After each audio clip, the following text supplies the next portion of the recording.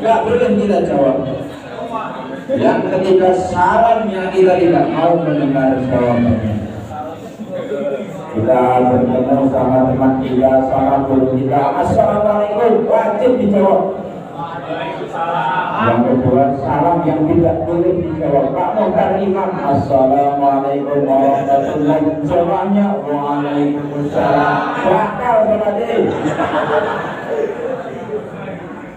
Nomor 3 salam yang kita ini nggak tahu dengan jawabannya. Assalamualaikum ya ahlal kubur. Waalaikumsalam. Ora sebasa ya sini dijalke. Salam itu berarti kita mendoakan kebaikan. Ini saya kasih tahu. Ada 3 hal yang perkara sunnah ini lebih utama daripada perkara wajib. Di mana-mana yang namanya wajib itu lebih utama daripada sunnah. Di mana-mana yang namanya wajib ini lebih utama daripada sunnah.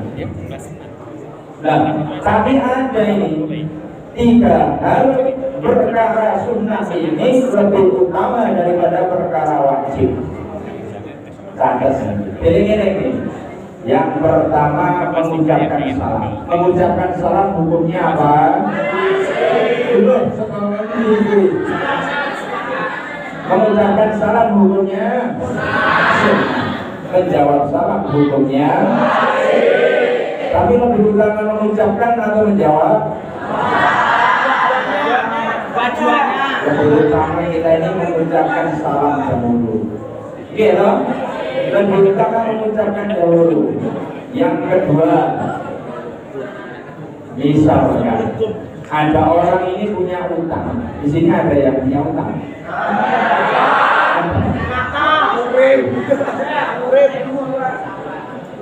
Orang punya utang, mengingatkan atau nagih utang ini hukumnya wajib.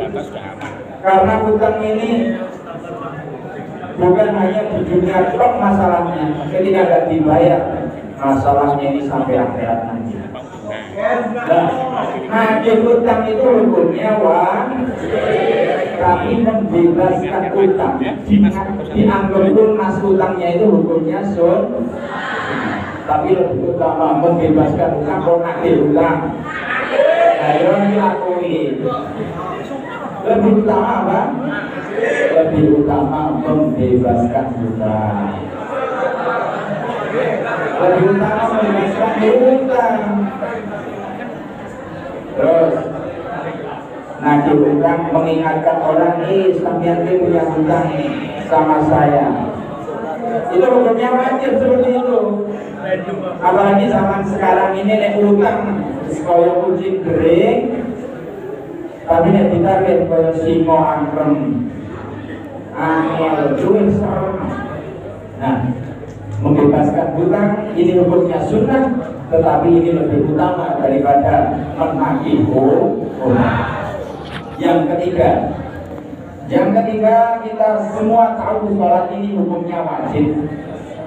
Begitu sudah masuk waktu sholat, maka wudhu ini menjadi wajib karena harus menegakkan sholat. Tetapi wudhu sebelum masuk waktunya sholat ini hukumnya sunnah. Tapi lebih baik sebelum masuk waktunya sholat atau setelah sholat baru wudhu. Sebelum masuk waktu wudhu dan wudhu, maka ini lebih utama. Jadi ada tiga hal sunnah ini lebih utama daripada wajib. Yang pertama mengucapkan sah, yang kedua membebaskan hutang, yang ketiga berwudu sebelum masuk waktunya. Makanya sing semangat. Saya ini mendoakan sampeyan ikhlas. Sampeyan kok kaya kurang ikhlas dengan hati. Assalamualaikum warahmatullahi wabarakatuh. Waalaikumsalam warahmatullahi wabarakatuh. Kita salam habis 5 menit. Nahmaduhu wa nusalli wa وسلم على رسوله الكريم أما بعد. قال الله تعالى في كتابه الكريم أعوذ بالله من الشيطان الرجيم بسم الله الرحمن الرحيم سبحان الذي أسرى بعبده ليلا من المسجد الحرام إلى المسجد الأقصى الذي باركنا حوله لنريه من آياتنا إنه هو السميع البصير. Yang sama-sama kita hormati dan sama-sama kita muliakan Bapak Kepala Sekolah, segenap Dewan Guru SMK Negeri 1 Magelang, yang sama-sama kita hormati seluruh para siswa-siswi SMKN 1 Magelang yang insya Allah dimuliakan Allah Subhanahu wa Ta'ala. Syukur kita kepada Allah, alhamdulillah di pagi hari ini kita bisa bertatap muka, disuruh kumpul di sini. Jam semene iki ana apa to ya? Ngopi karo duduk. Sampe itu enake ngopo?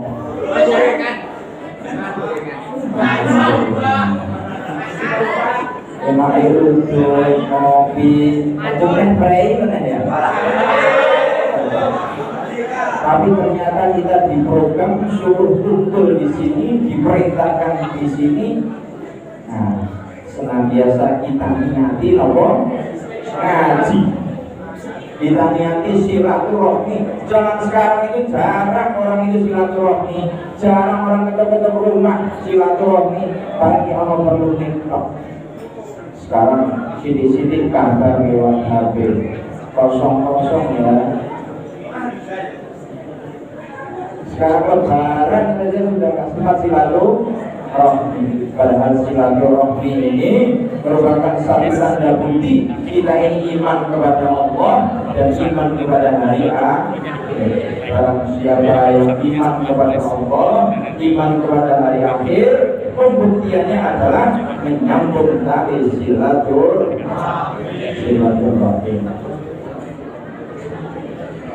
Nah, ternyata ngaji itu ganjarannya gede banget, sangat besar sekali. Sampai-sampai dikatakan kalau kalian ini tahu pahalanya ngaji, kalau pahalanya ngaji ini ditampakkan oleh Allah sekarang, maka niscaya masjid ini penuh.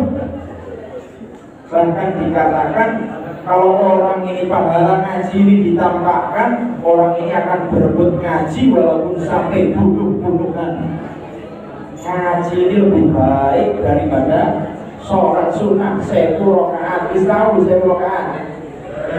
Ayo syukur ketinggalan malah sholat 1.000 rakaat. Paling oke ini paling kira tarawih 23 rakaat sama witir. Itu pun hanya di awal-awal saja. Iya berat. Dan ngaji ini lebih baik daripada sholat sunnah 1.000 rakaat. Lebih baik daripada menjenguk 1.000 orang sakit. Pernah nengok 1.000 orang sakit? Orang pernah. Jenguk orang sakit dia butuh modal minimal 2 kilo.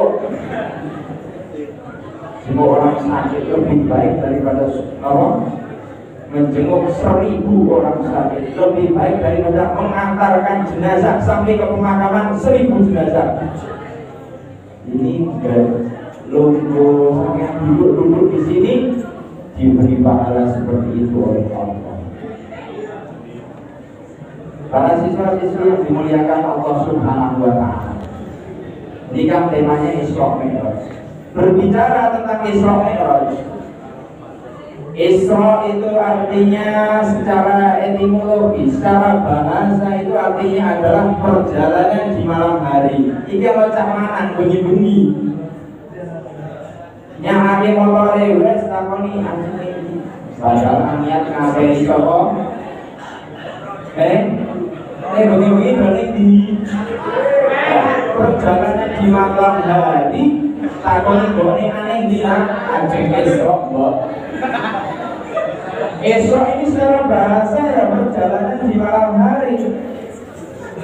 Wong wedok padu baru lanange, padu baru kuwi sandangane lho kabeh terus kok aneh diu esok.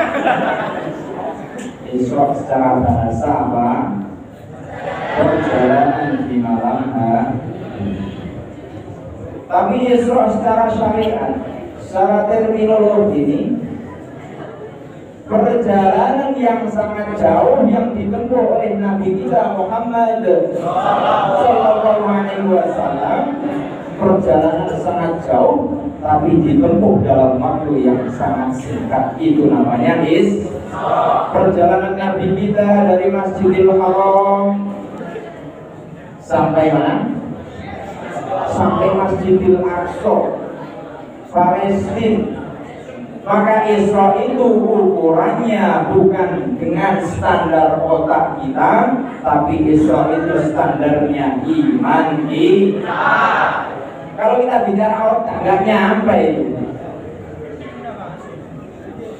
Perjalanan dari Masjidil Haram ke Palestina itu zaman dulu ditempuh dengan naik onta ini 3 bulan. Kira? 3 bulan ontanya loh, onta sing VVIP, orang onta sing yang transit. Itu kau barat. Oke, 3 bulan baru sampai. Itu baru Masjidil Haram sampai Palestina. Belum nanti naiknya lagi ke Sidratul Muntaha, berjumpa dengan Allah, Nabi berbincang-bincang dengan Allah. Setelah itu kembali lagi di Masjidil Haram. Itu kalau ukuran kota nggak nyampe. Nabi ini berangkat setelah Isya ke Palestina, di situ Nabi sholat, setelah itu Nabi baru naik, setelah itu subuh sudah di Masjidil Haram lagi. Ini kalau untuk ukuran kota ini nggak nyampe. Nah, coba-coba kita bicara otak ya, kita bicara otak-otak ya. Kalau kita bicara otak, ini orang kita akan semedi ya. Ini sebabnya ada ibu dan bapak kali, ya kan? Ibu dan bapak kalian ngomong, akhirnya membrojo tantangnya, ya. Itu otak.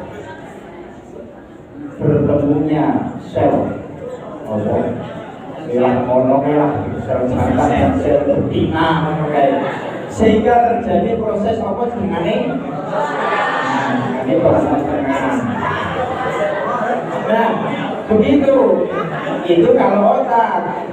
Bisa lahir seorang anak kalau ada ibu dan bapak. Tapi kalau iman bukan seperti itu. Tanpa bapak, tanpa ibu, kalau Allah mau jadi manusia. Contohnya siapa? Nabi Adam, tanpa seorang bapak, tanpa seorang ibu, tapi Allah mau kun fayakun, jadi Nabi Adam. Ada lagi, cuma ada ibunya tetapi tidak ada bapaknya. Sayyidatina Maryam. Banyak sekali. Sayyidatina Maryam ini beliau adalah wanita yang suci. Tidak memiliki suami tapi bisa memiliki anak. Beliau wanita suci, wanita kekasih Allah. Tapi tanpa seorang suami bisa melahirkan seorang anak. Dan zaman sekarang itu oke, bocah sing ini sebelum modalnya Sayyidatina Maryam.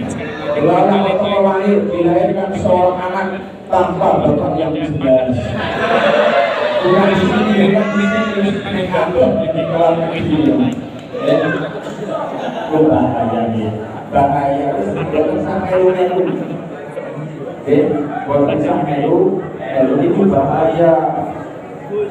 Walaupun nanti dinikahi, tapi lahir anak itu perempuan, maka selamanya bapaknya ini tidak boleh menjadi wali nikah. Ayo, bahaya ini. Loh, tapi kan saya sudah tes DNA dan hasilnya ini bapaknya. Iya, tapi kalau syariat tidak bisa seperti itu. Loh, kenapa? Karena dicoba sebelum hari H.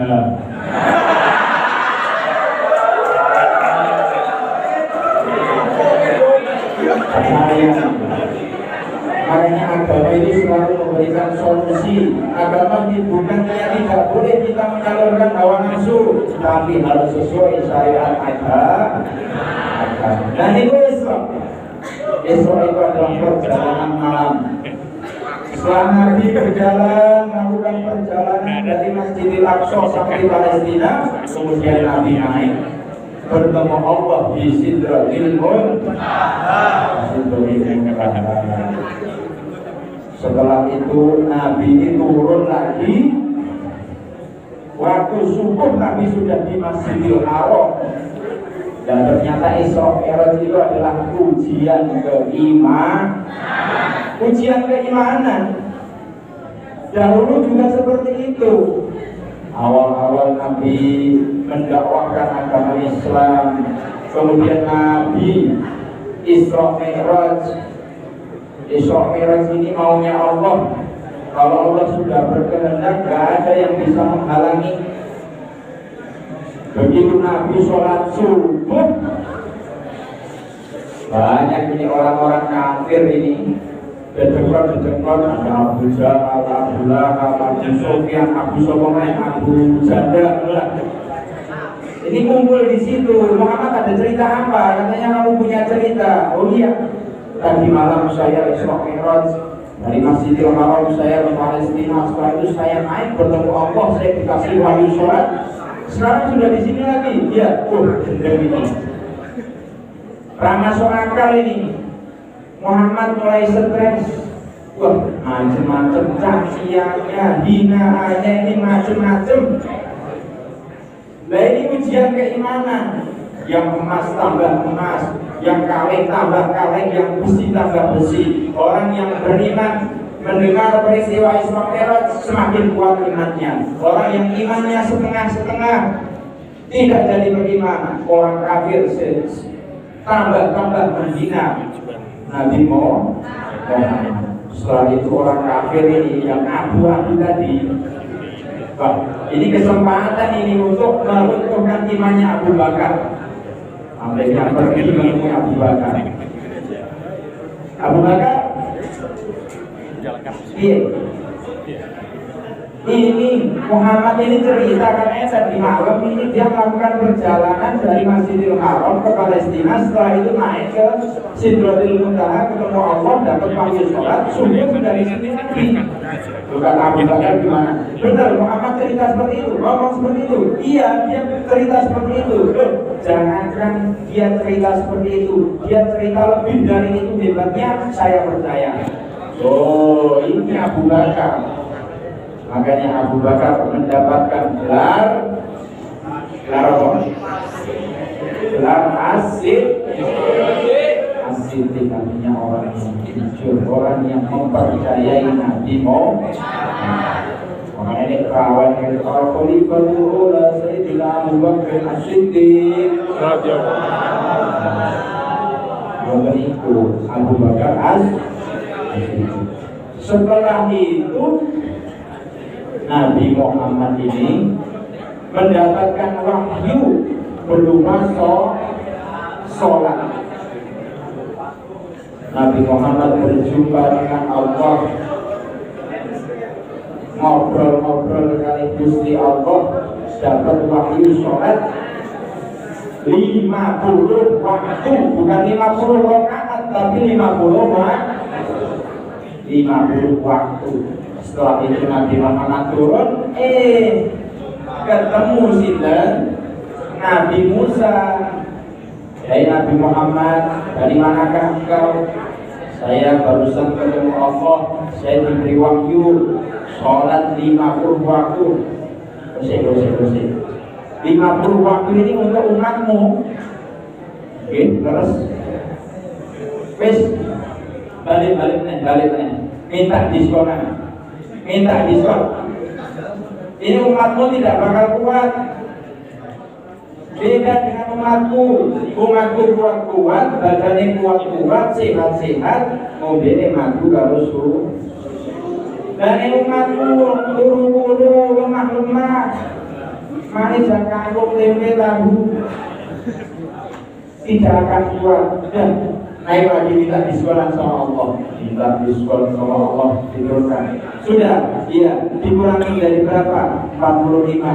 Masih belum kuat, naik lagi, turun lagi, suruh naik lagi, turun lagi, sampai terakhir. Sudah, sekarang tinggal berapa? 5 waktu. Saya jamin 5 waktu ini juga bakal nggak kuat. Buktinya tenang dulu. Tenang kalau betul 5 waktu ini masih banyak yang ketinggalan. Bahkan masih banyak, lebih banyak yang ditinggal daripada yang dikerjakan. Betul? Nah, 5 waktu ini ternyata Rasulullah disuruh naik lagi. Ya Muhammad, tolong kamu naik lagi. 5 waktu ini masih berat untuk umatmu. Wahai Nabi Musa, muka saya bukan muka tembok. Akhirnya wis ini 5 waktu itu kok tak rawat, tak coba. Kuat, muka-muka kuat. Akhirnya benar. Hadiah hasil dari Nabi Israel ini mendapatkan wahyu sholat 5 waktu. Nah, sholat 5 waktu ini subuh angin kesiangan, luhur masih sibuk dengan kerjaan, sholat pulang dari kerjaan masih di perjalanan, maghrib kecapean, isya sholat subuh kesiangan, sholat zuhur sibuk kerjaan, sholat asar di perjalanan, maghrib capek isya maghrib capek isya ketiduran, sholatullah salamullah ala Tuhan Rasulillah, sholatullah salamullah ala yasin habibullah, ala yasin habibillah, tawassalna bismillah wa binadi rasulillah wa kulli mujahidin lillah bi ahlil bahri ya Allah, bi ahlil bahri ya Allah. Itu banget utang.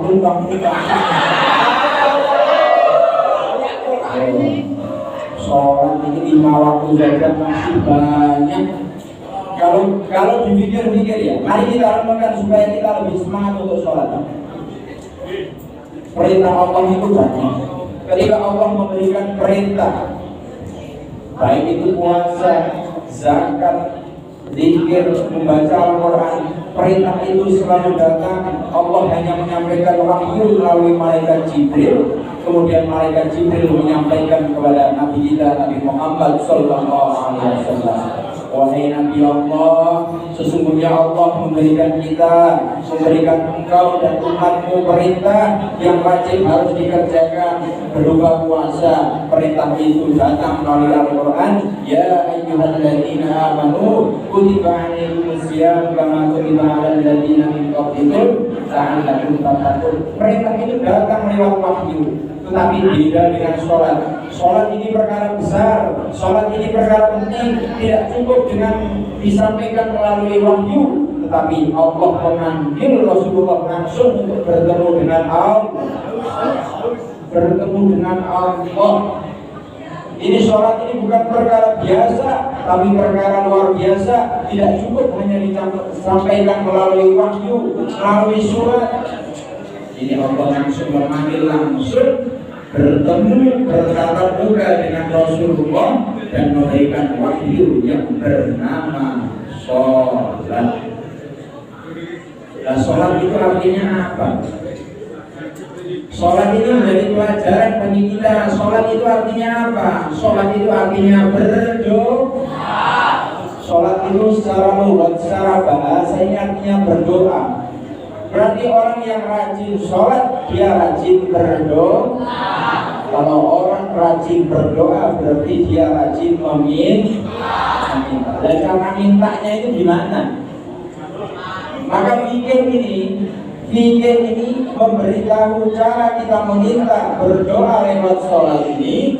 Caranya adalah wasyar'an ya af'alun wa aqwalun mustalahatun bitakbir wa muqtalamatun bitaslim. Sholat ini secara syarat berdoa yang benar melalui sholat ini adalah apa? Ucapan dan gerakan-gerakan yang dibuka dengan takbiratul ihram dan ditutup dengan salam. Ditutup dengan salam itu cara kita berdoa melalui sholat. Ada rukun-rukun yang rukun-rukun ucapan seperti Fatihah. Kita berdoa ini juga harus ngomong, berdoa menggunakan kata-kata yang gimana? Di sholat, maka fikih ini mengatur sedemikian rupa. Maka semua itu harus ada ilmunya. Semua harus ada ilmu. Nah, sholat menurut fikih bagaimana yang dicontohkan fikih? Yang pertama takbiratul ihram, menghadap kiblat, mengucapkan usolli fardhu subhi, usolli fardhu dhuhri, arba'a raka'atin, usolli fardhu asri, seperti itu. Tapi ada yang ngomong katanya mengucapkan usolli hukumnya tidak boleh, itu bid'ah, itu haram, katanya nggak boleh. Itu kata siapa nggak boleh? Nggak boleh itu kalau diucapkan setelah takbiratul ihram. Allahu akbar, sholli fardhu subhi raka'ataini. Itu namanya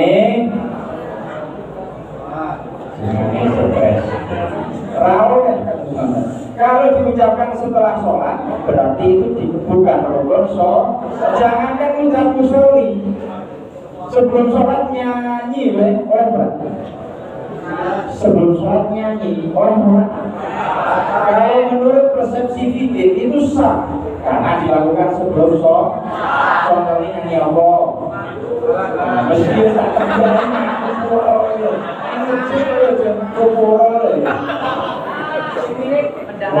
sebelum sholat itu kita nyanyi masih boleh, tapi permasalahannya menurut fikih sah. Tapi permasalahannya di otak orang ini mau sholat kado Allah menyanyi lagu lagu moral ini aku.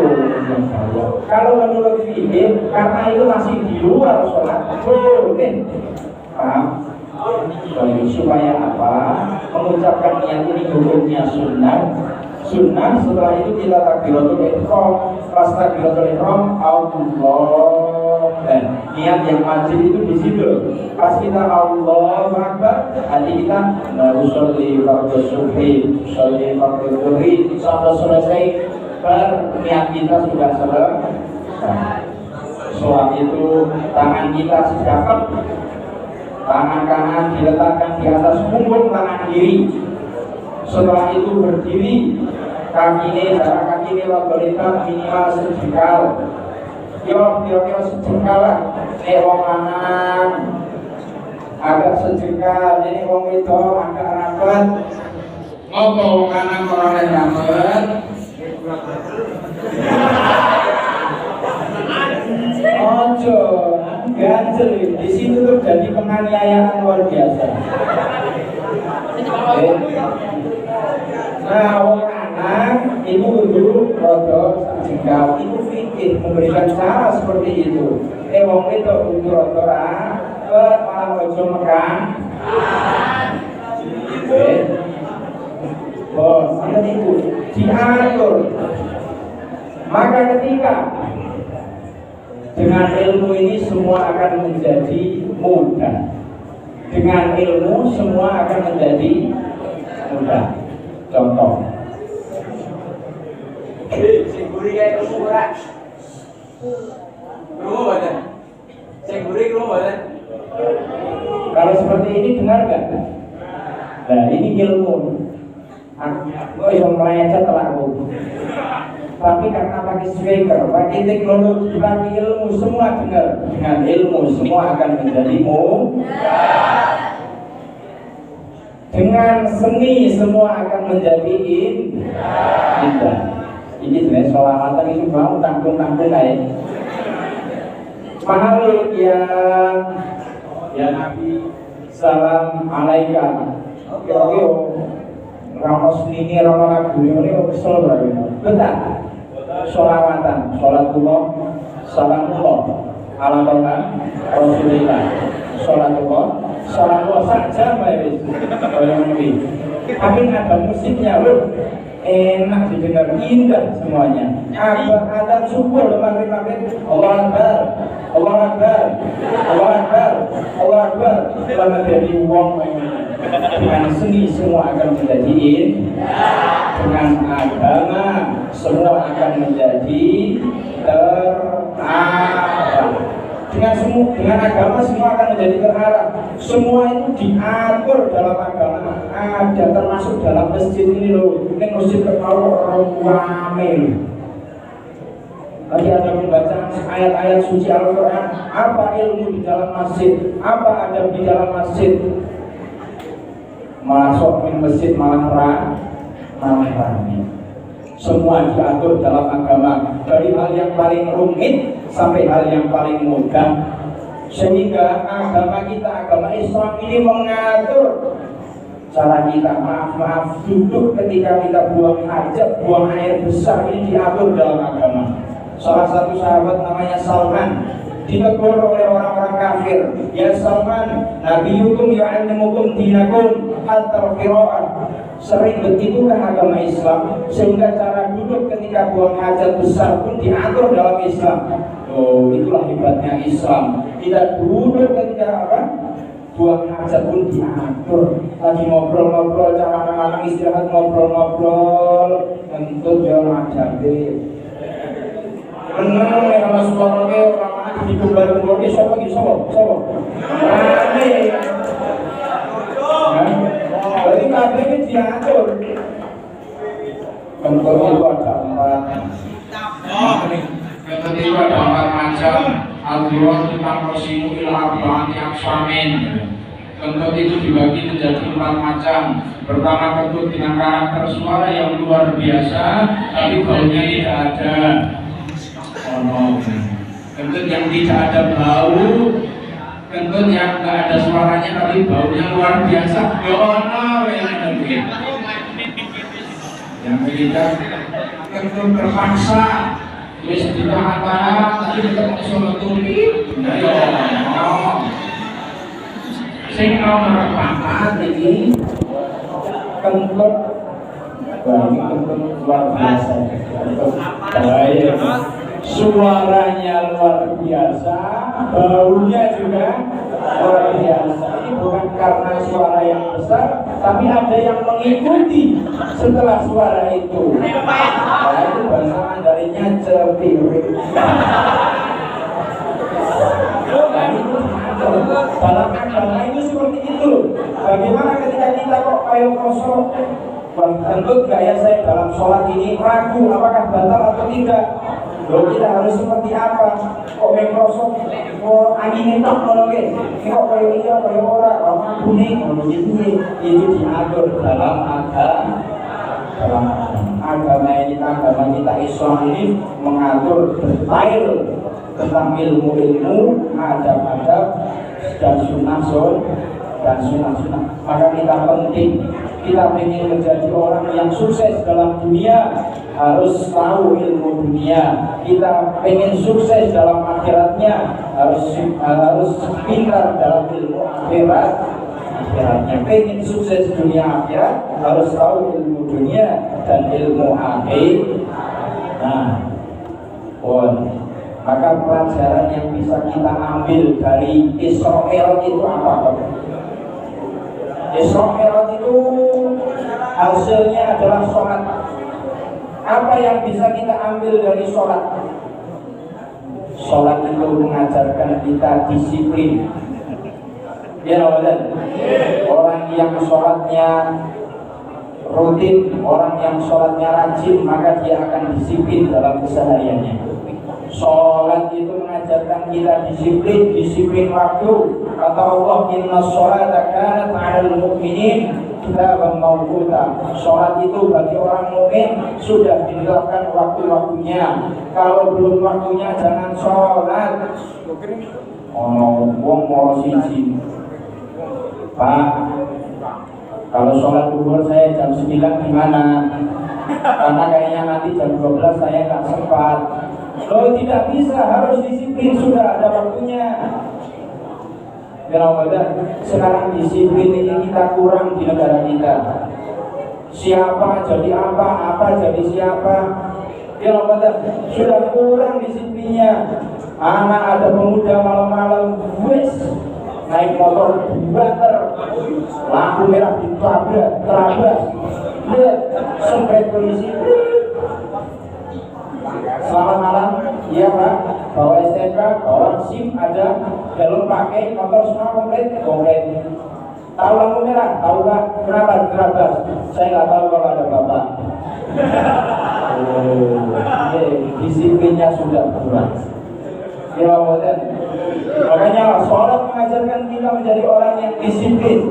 Orang itu sholatnya rajin, maka diimplementasikan dalam kehidupan sehari-hari. Hasil daripada sholat yang rajin membuat dia lebih disiplin. Jam 7, setengah 7 harus berangkat dari rumah. Jam 7 misalkan di SMK ini jam 7 sudah harus masuk. Sebelum jam 7 sudah persiapan, sudah berada dalam sekolah. Hasil daripada sholat mengajarkan kita disiplin. Nomor 2, hasil daripada sholat mengajarkan jujur. Contohnya jujur dalam rakaat. Kata Allah, zuhur itu 4 rakaat. Dia kerjakan 4 rakaat, gak usah ditambah. Mentang-mentang subuh mau begitu turunnya kasih, barisa langsung turunnya cukup, subuh lagi, awalnya seger. Pak, saya kalau 2 rakaat kayaknya kurang, saya tambah 6 rakaat dulu. Tenaga ya kurang-kurang. Boleh kayak gitu? Tidak boleh. Subuh ya 2 rakaat, 2 rakaat. Maka mengajarkan kita sholat ini menjadi orang yang jujur. Yang ketiga, sholat mengajarkan kita ini tawadhu, rendah hati. Bagian tubuh yang paling mulia di dalam tubuh kita ini apa? Yang paling mulia ini apa? Bagian tubuh kepala. Orang kalau nggak ada kepalanya ini bukan disebut orang. Orang nggak ada tangannya mungkin masih disebut orang, nggak ada kaki disebut orang. Tapi kalau orang nggak ada kepala, tidak disebut orang. Jelas saya ini mana-mana kalau sing antem-anteman beguyon, itu dikebak sirai nesu kira-kira. Karena apa? Kepala itu merupakan satu bagian anggota tubuh yang terhormat, yang mulia. Foto KTP, foto ijazah, yang difoto apanya? Oh, begini foto ijazah, dipulih yang difoto? Nggak ada. Kepala, wajah ini terhormat. Nah, tapi ketika sholat, ketika orang tadi sujud, maka posisi yang pertama kepala itu mulia, ternyata posisinya sama rendahnya dengan kaki kita, bahkan lebih tinggi pantat kita. Maka kita ini hidup jangan sombong. Ternyata kita di hadapan Allah semuanya tidak ada apa-apanya. Kita ini hanya manusia, makhluk yang lemah, makhluk yang tidak ada kuasa apa-apa, tidak mempunyai apa-apa. Terakhir, sholat ini di dalam sholat, assalamualaikum warahmatullahi wabarakatuh. Assalamualaikum warahmatullahi wabarakatuh. Ternyata dalam sholat kita boleh menengok kanan, selesai kita menengok kanan, kita menengok kiri. Kita hidup bermasyarakat, juga ngadep ke depan loh. Tapi harus kita tengok kanan, lihat saudara-saudara kita, lihat tetangga-tetangga kita. Jangan karena kita kaya, kita lupa dengan tetangga-tetangga kita. Ya betul. Kita kaya, Orang itu dianggap kaya karena ada orang miskin. Orang itu dianggap atasan karena ada bawahan. Orang dianggap bawahan karena ada atasan. Orang dianggap karyawan karena ada bos. Dia bisa disebut bos karena ada karyawan. Hidup itu seperti itu. Orang itu bisa kaya, innama turzaquna wa tunsaruna bil wafaikum. Orang itu jadi orang ini sadar, orang itu diberikan kekayaan oleh Allah itu karena sebab doa-doa orang yang orang miskin itu memiliki nanti kalau orang lain, tapi kurang nanti untuk orang ini. Hadisnya innama tunsaruna wa turzaquna bil wafaikum. Semuanya kalian ini mendapatkan pertolongan dari Allah, mendapatkan rezeki dari Allah dengan sebab orang-orang lemah di antara kalian. Itulah pelajaran yang bisa kita ambil daripada sholat, daripada Isra Mi'raj. Sholat mengajarkan kita menjadi orang yang disiplin, sholat mengajarkan kita jujur, sholat mengajarkan kita tawadhu, tidak boleh sombong. Sholat mengajarkan kita untuk tidak lupa kepada orang-orang di sekeliling kita, harus tengok kanan, harus tengok kiri. Dan ini peristiwa Isra Mi'raj itu yang paling penting. Isra itu adalah perjalanan malam. Orang berjalan itu pasti maju. Mi'raj itu artinya naik, meningkat. Maka dengan adanya Isra Mi'raj ini, peristiwa Isra Mi'raj yang kita peringati ini, maka bagaimana sholat kita ini semakin maju dan semakin siap semua insyaallah. Siap ya. Sholat subuh jangan sampai ada yang ketinggalan. Masjid ini sudah bagus, jangan sampai wong itu bangun masjid seperti bangun keranda, mau buat tapi tidak mau menempah.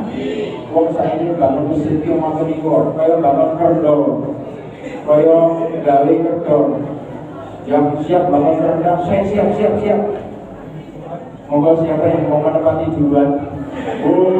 Masjid itu seperti itu. Bangun masjid, siap. Ayo siap. Buhur diadani cing.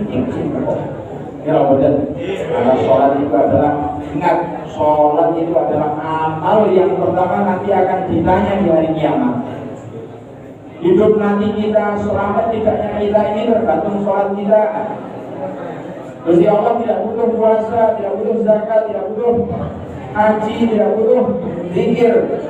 Yang dicek pertama kali itu adalah sholatnya. Sholatnya ini baik, maka amal-amal yang lain, hajinya, puasanya itu dianggap baik semua. Tapi ketika sholat ini ada cacat, maka na'udzubillah min dzalik, Allah tidak perlu memeriksa amal-amal kita, haji kita yang berulang kali, zikir kita yang sampai lambene jejer, sedekah sing nyanyong ini tidak Allah pandang, karena catatan sholatnya ini sudah buruk. Maka kalian ini sudah balik. Jangan sampai waktu zuhur ini kok anaknya, siswanya, laki-lakinya ada 400, tapi yang sholat itu hanya 200. Perasaan selama saya baca di pondok, laki-laki itu nggak ada air. Laki-laki itu nggak ada air. Jadi bagaimanapun keadaannya, sholat. Siap semua insyaallah. Siap semua. Semoga dengan barokahnya Isra Mi'raj ini kalian menjadi orang-orang yang bermanfaat baik di dunia dan di akhirat, baik di dalam keluarga maupun negara, dan menjadi orang-orang yang sukses semuanya, sukses dunia, sukses akhirat. Ujian paling lulus kabeh. Yang terbaik, sehingga bisa membanggakan ibu bapak, guru dan sekolah. Dan setelah itu kalian mudah mencari kerja. Dijauhkan dari rezeki yang haram dan dimudahkan rezekinya, dimudahkan untuk mengeluarkan rezekinya itu untuk hal-hal yang bermanfaat. Amin ya rabbal alamin. Al-Fatihah. Alhamdulillah. Ya Rabbi ya Sami Subhanahu wa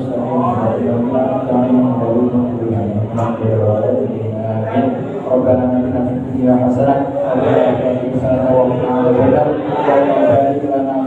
mustajabah wa sya'alna wa badlina Ramadan wa sallallahu ala sayyidina Muhammad wa ala ali sayyidina Muhammad subhana rabbika rabbil izzati amma yasifun wa salamun ala mursalin walhamdulillahi rabbil alamin.